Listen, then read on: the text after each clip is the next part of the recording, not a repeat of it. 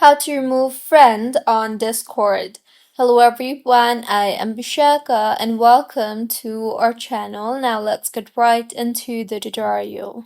Firstly, go ahead and open Discord on your device and make sure you are signed in.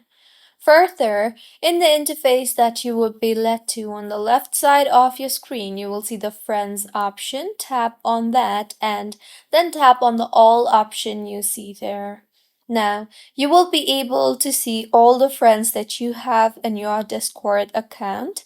So tap on the three dots beside the friend that you want to remove, and in the menu that appears, you will see the Remove Friend option.